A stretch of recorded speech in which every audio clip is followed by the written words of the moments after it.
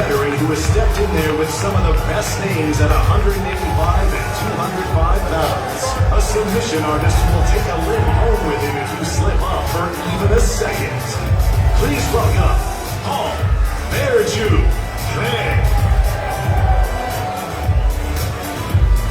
And his opponent, a man with superstar potential written all over him.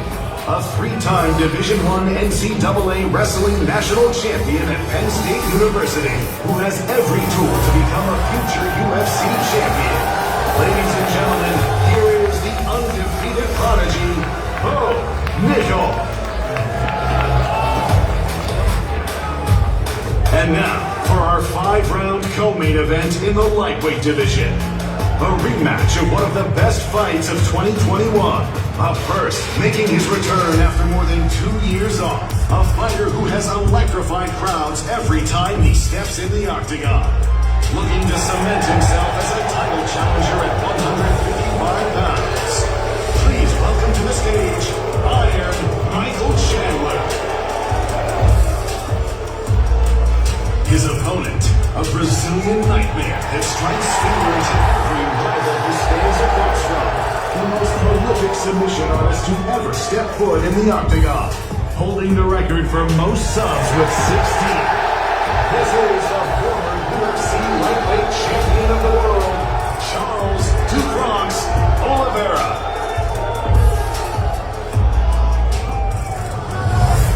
And now, for our heavyweight championship main event, to prove who is the baddest man on the planet and perhaps the greatest of all time. Up first, the most decorated heavyweight champion in UFC history. He holds records for most heavyweight title defenses, title wins, and post-fight bonuses. Making his long-awaited return, please welcome the former UFC heavyweight champion and the pride of Ohio, Stipe Miočić. And standing across the octagon on Saturday night, the GOAT of GOATs. He owns the UFC record for most title fight wins with 15. He is one of 9 double champs in UFC history. Widely regarded as the greatest fighter to ever step foot in the UFC, making the first defense of his heavyweight title. Born in upstate New York, the best pound-for-pound fighter in the world, the current heavyweight champion of the world, Jon Jones.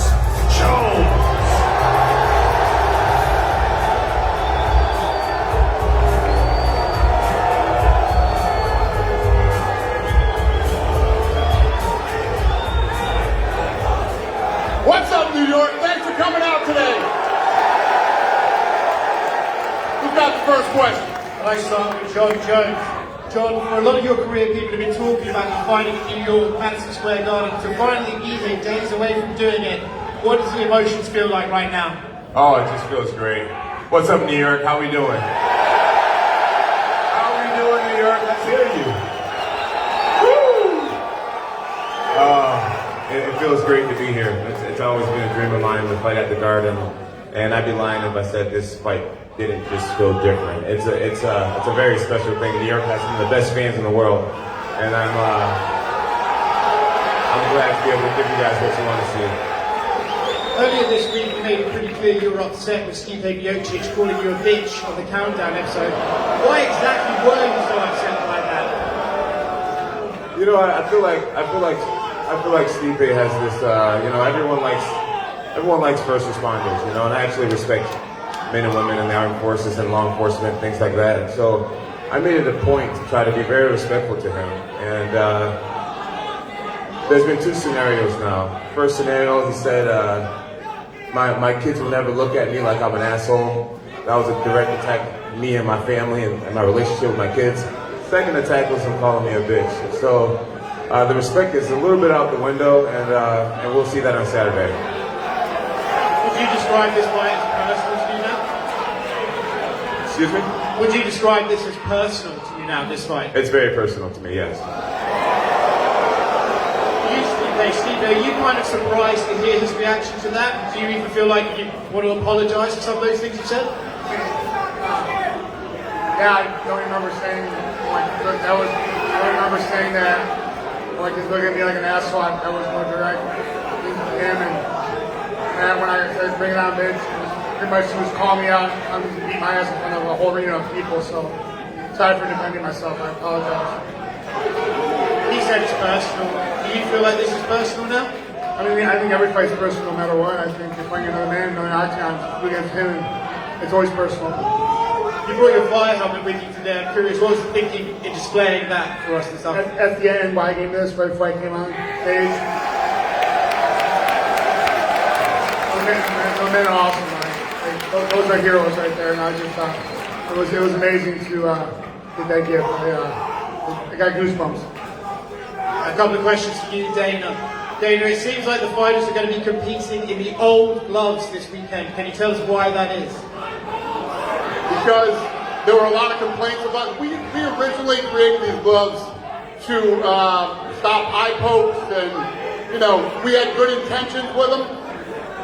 They didn't work out. People weren't happy with them, so I actually made the decision. Called our chief operating officer Lawrence and said, "I'm switching the gloves. I want new gloves, the old gloves back." So, is it going to be the old gloves moving forward now? Yes. And last one from me. The new gloves are now the old gloves.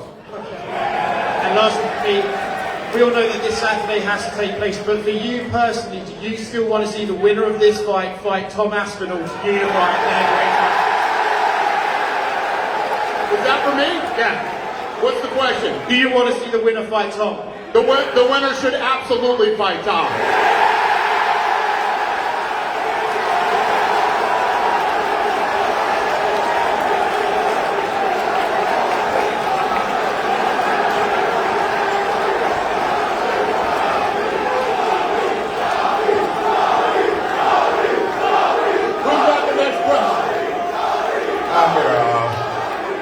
Question, Michael Chandler, Holland, back right here. A lot of the narrative surrounding this, you've never won in Madison Square Garden. Charles Oliveira has a win over you. So taking away, the possible number one contender fight, getting it win, bonuses and everything. How much does this fight mean to you specifically to fight Charles in Madison Square Garden? I absolutely love it, man. I love challenges. I love climbing a big hill. I have shed blood in Madison Garden twice. I will draw blood in Madison Square Garden for a third time on Saturday night. Big title implications against a guy who's already beat me, shattered my dreams of becoming lightweight champion on Saturday night. I submit myself as the #1 contender, and my next fight will be for the belt. Are you surprised at the reaction here, or do you think it's just because they're such fans of Charles? Yeah, I mean, Charles is beloved. Hey, listen, if you don't love Charles Oliveira, you're not a mixed martial arts fan, so I just give it to him. Hey! So I fully expect it. I just saw Charles in the back. It's all respect. If you don't love Charles Oliveira, you can kick rocks. We're showing up on Saturday night. We're going to blow off the freaking roof off of Madison Square Garden, and you guys are going to love it. And one last one for you, Mike. You said in the countdown you were a fraction of a second away from getting that UFC title, so I'm curious, you even approached this fight differently knowing just how close you were to raising that title. Almost does not count in this sport, and that's why we all absolutely love it. It doesn't matter how close you get unless you get the ref pulling you off inside the octagon. The fight is not over. Charles came back. He proved not only to himself but to the entire world that he is a top contender. He was a champion for a reason, and he was a champion for a while. Now it's my turn. It's my time to avenge a loss, and on Saturday night, we do it. The question for Charles, back right here.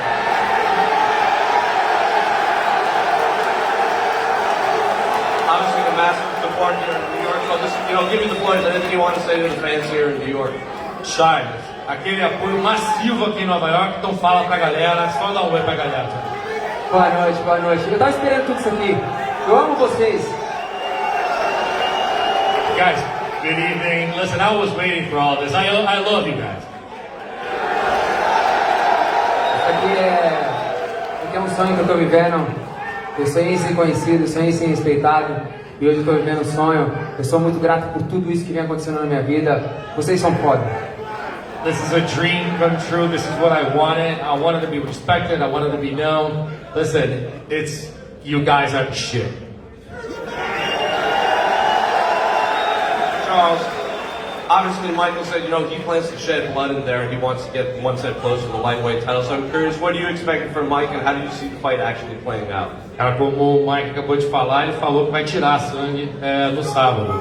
E ele vai lutar pela eliminatória para tentar ser campeão. O que você acha que vai acontecer? Como é que você acha que vai ser a luta? O que o Mike vai fazer contra você?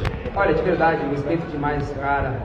Ele é um cara gigante, um cara família. Vai ser uma grande luta, vai ser uma guerra. Mas eu tô pronto pra isso. Eu não ligo tirar sangue. Vocês sabem a minha escola, chutebox, sangue a gente tira todos os dias. Eu tô pronto pra guerra. Listen, all the respect and roll to this guy. Enormous name, great family guy. Love the guy here, but you come for the blood, man. You know my school. I'm chutebox, Diego Lima. You know what I do. Punch for Bo Nickel. Immediately, Paul said he would advise you to, you know, hold on for dear life and, you know, not give him space down there. So I'm curious, what do you expect from Paul when you step in there? He's definitely the one that's going to be holding on to dear life for me because I think that I'm better in every position, and really his only chance is to grab me, try to hold on to me, and throw up one of his positions, and that's really the only way the fight goes well for him. There's 100 different ways that I can win this fight, and I'm excited to showcase my skills and all the hard work I've been putting in. So speaking of that, you said you have 100 different ways to win. But you know, Paul and his accolades in jiu-jitsu and this wrestling versus jiu-jitsu rivalry, is there a world that you purposely try to take this to the canvas and submit the guy with the black belt? There's definitely a world where that happens. You know, I think that obviously everybody knows me as a wrestler, but I think that my submission grappling skills are world class, and we'll see if I get the opportunity to showcase it this Saturday. Question for Paul. Obviously, you heard what he said. He thinks he can submit you down there. So I'm curious, what do you have to say to Bo? He's got 100 ways to win. I only need one way to win, and it's going to be a triangle. And when I hold on, I'm not going to let go until you tap. In immediate day, Both, did anybody understand a word that he said?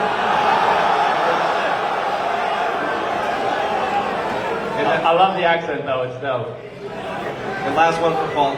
At media day, Bo said he's the one that approached the UFC for this specific fight. He wanted to fight you. So do you take that personally, or do you think he's just trying to use your name to propel himself in the rankings?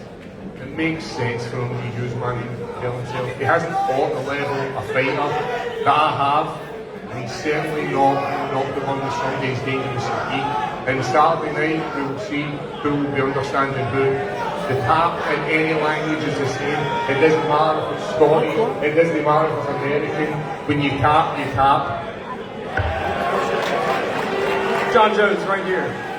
What is your reaction to Dana saying the winner of this fight has to fight Tom, that you won't be fighting Alex if you win? I have no reaction. Right now I'm focused on Saturday. Saturday is just a few days away, and that's the biggest thing for me right now.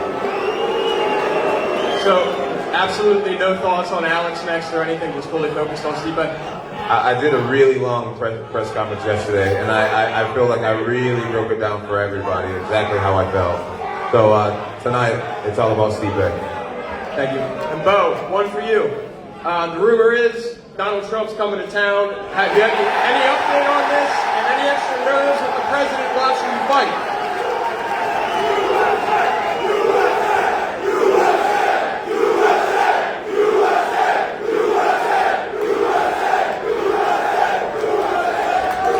No comment, but I will say Saturday is going to be very, very special, for sure. Who's got the next question? My question's for Jon Jones.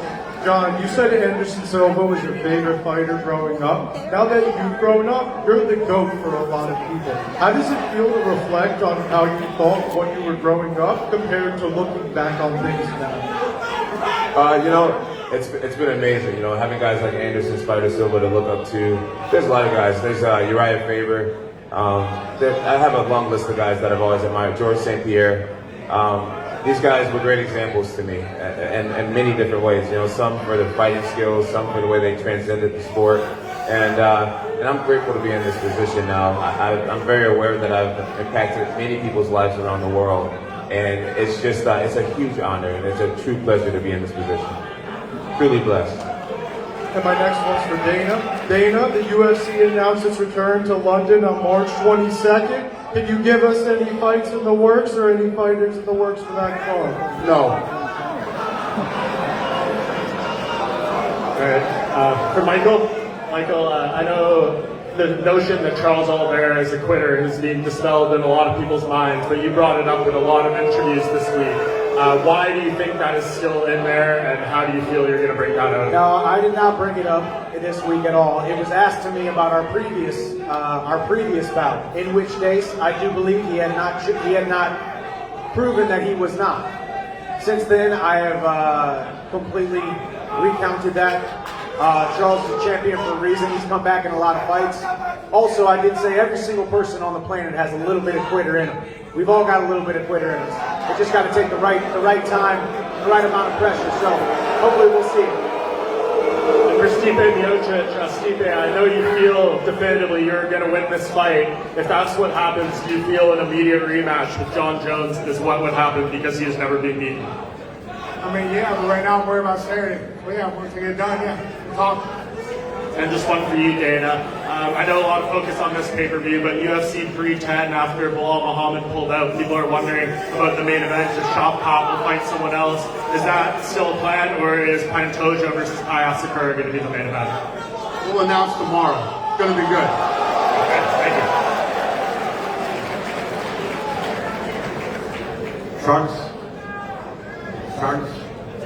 Carlos Oliveira, vamos lá. Você constantemente fala sobre legado de cinturão. Por que é tão importante para você ter o cinturão se você já tem um legado construído? Olha só, está do outro lado do mundo, milhares de fãs torcendo por você. De onde vem essa motivação e por que o cinturão é tão importante? Charles, you've always talked about legacy, and you've got a belt to show for, but now you have the legacy. You're loved all over the world. You have so many accolades, so many records.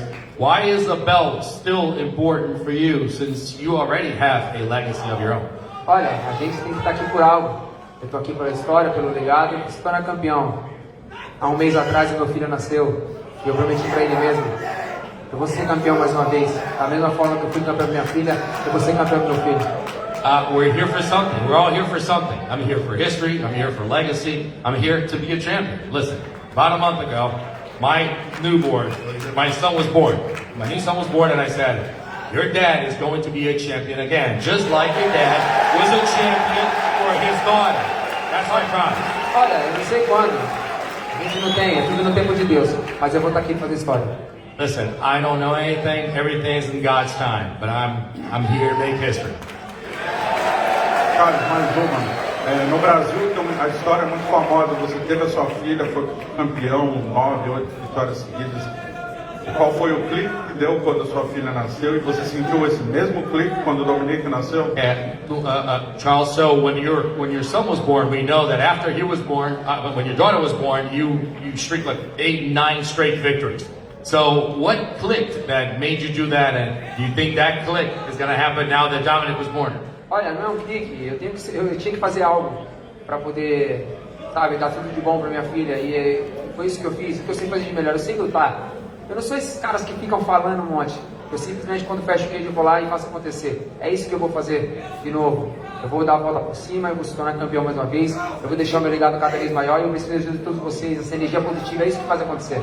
Guys, there's nothing that clicks. You have to fight for something. I had to do something. That's what you do. I'm here to do something. And the legacy, I'm here to be a champion. I'm telling you right now, I'm working towards that. That's what I know how to do. That's what I do. I fight, and I fight well. I know this. Listen, I'm going to turn things around. I'm going to be a champion again, and I need all of you to be by my side as I do that. Olha, de verdade, se esses caras acham que eles estão prontos para pagar o preço, eu estou 10 vezes maior. Eu nasci para isso. Eu vou fazer história mais uma vez. Listen, if some guys think that they can do something and they have everything that they got and they can do something against me, listen, I got 10 times more than you guys do. Listen, I'm gonna make history. Who's got the next question? You? Down here, Dana. Go ahead. Welcome back to New York. Thank you, buddy. Question for Stipe Miočić. In the long build-up to this fight, the man to your right has repeatedly campaigned for Jon Jones as the pound-for-pound greatest of all time. Has that affected your mindset during the build-up, and what are your honest thoughts on Dana singing your opponent's praises?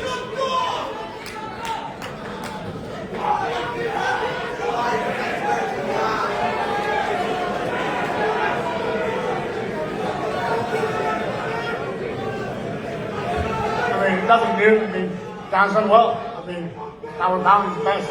Comes and goes. It's what it is. Nothing new to me. Listen, I train just as hard as anyone else. John, do you have any reactions to the praises that Dana's been saying for you back and forth during the build-up? I'm really grateful. I'm really grateful for the compliment. I've been here for a long time. I've beat generations of fighters. And I believe Dana knows what he's talking about. So I'm grateful for it. And I try to live up to it with every performance. Just a quick one for Michael Chandler as well. Earlier this week, you talked about how you were looking forward to fighting at 170. When you think about that division, which matchup intrigues you the most? I'm not really thinking about 170 right now. Unfortunately, I'm under 170 as we speak.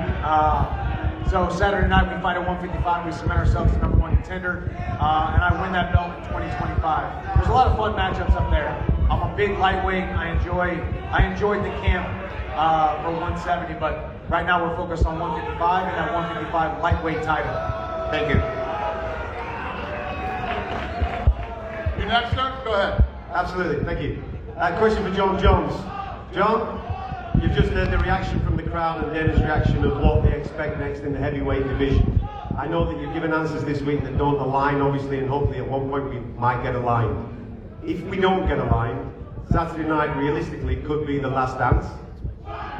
So with that in question, and it is the last time that we see you inside the UFC octagon, how do you want these good people to remember your time in the UFC?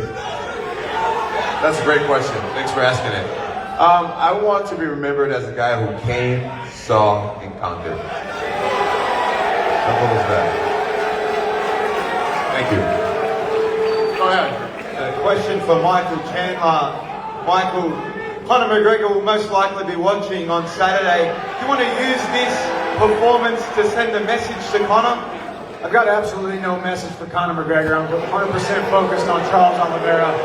Conor McGregor can't get his house in order long enough to figure out how to string together a training camp to show up to the UFC octagon and do what guys like I and Charles Oliveira do multiple times a year. So he can enjoy it from wherever he's enjoying it from.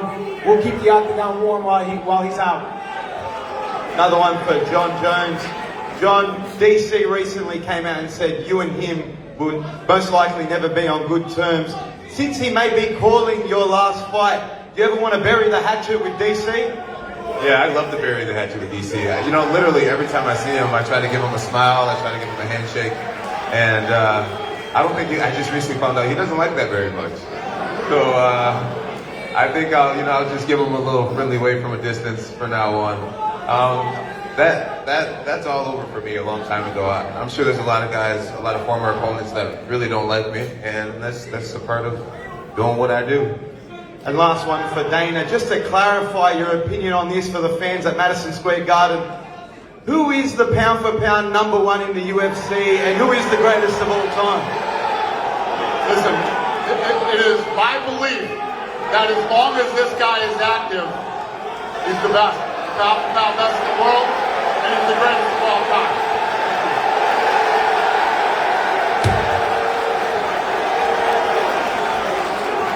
Go ahead, sir. Right on Saturday. Appreciate it, Dana. Questions for Stipe. Stipe, you've been an underdog betting-wise against Fabricio Verdun, Junior Dos Santos, Francis, DC, but you're coming in as the longest odds of your entire career right now. Why do you think the public has overlooked your ability to step back in the ring and get it done? I don't care. I've never cared about the odds. You know, Vegas hates me. We'll keep it that way. Go ahead. Hi Dana, not long time ago there was changes in the rules, 12 to 6 elbows now allowed. Did that mean that you will try to remove one loss from the Jones record? And Jones, how is it important to remove this loss from your record? For a long time, you know, the Nevada State Athletic Commission is looked at as the gold standard, and it always has been. Everybody looks to Nevada. At that point in time, when that happened, we had the weakest commission ever in Nevada, and literally the worst referee of all time.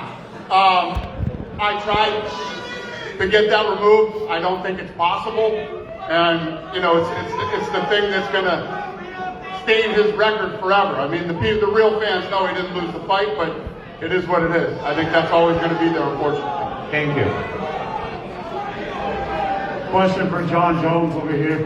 We kind of see you've assembled a team of Avengers in your corner for this fight. What do you have to say about the guys in your corner? Gable Stevenson, Gordon Ryan, your friend Bosie over there.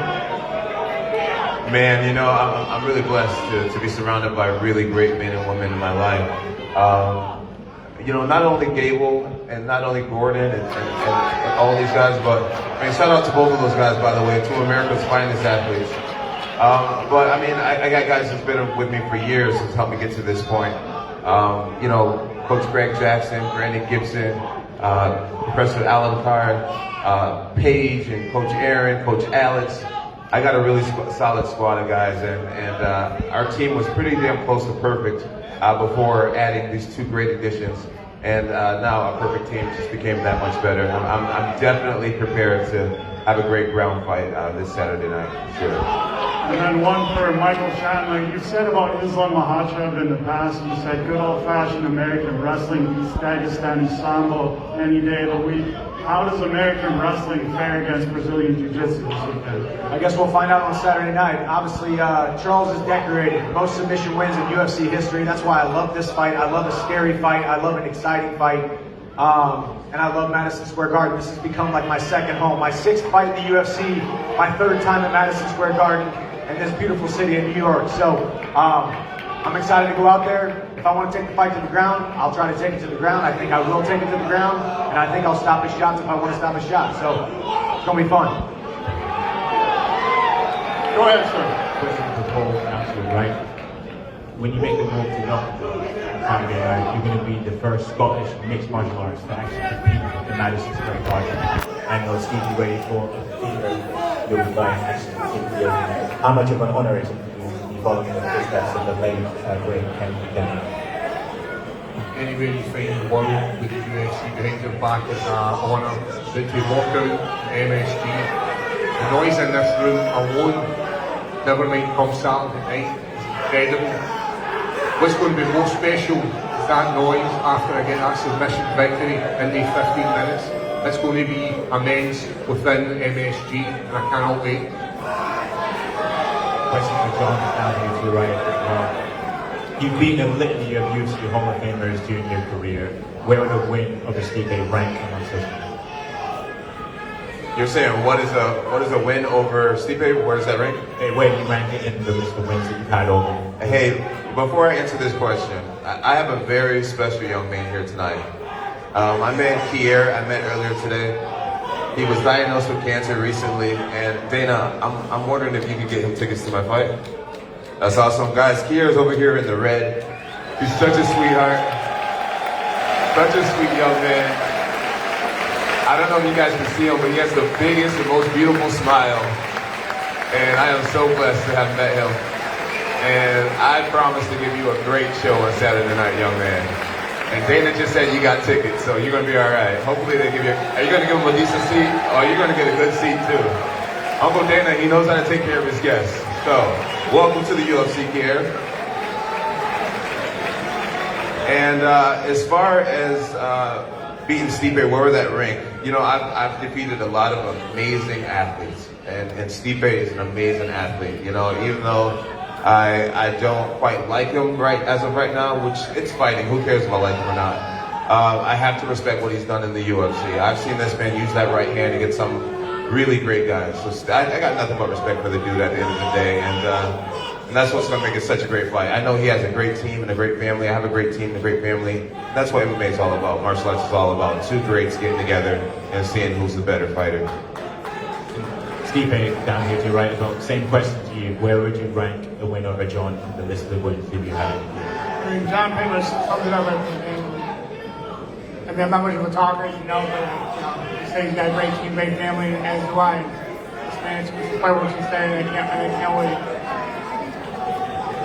Thanks. This is the last question. Hey, guy in the green sweater. You asking a question? Yeah, go ahead. Thank you. One question for Jon Jones. So, asking whether this win or even before this win on Saturday night, do you have yourself on the Mount Rushmore of American sports? And if you do, how does the rest of Mount Rushmore look? Man, you know, it's hard to stand up here and kind of toot my own horn, but you know, I don't know if I can put myself on the Mount Mount Rushmore of all American sports. But I do recognize that I've won, 15, 16 world titles, and that's very rare in any sport. Tom Brady told me, I think he had like 7 titles, 6 titles. And I know Michael Phelps did a really great thing with the Olympics. He has many, many titles. 17 is very rare. It's very rare, and I guess that's a question that you have to answer. You fans have to answer. But I'm grateful to be even mentioned in a conversation like this. Thank you. Thank you. And last question to Dana. Dana, I'm coming from Georgia, and Georgia right now has 2 champions in the UFC. So I think this question is coming from every single Georgian UFC enjoyer right now. Will we ever in the upcoming future see a UFC event in Georgia? Yes, sir, we will, yes. We want to go everywhere. So, you good? I just wanted to say thank you, and I'm looking forward to seeing you there. Thank you. Thank you, sir. So, we're going to rip this apart, we're going to square these guys off. I just wanted to say one thing. I don't remember how many years ago it was, but we couldn't get into New York City, and now we're 7 of the top 10 all-time gates at the baddest arena in the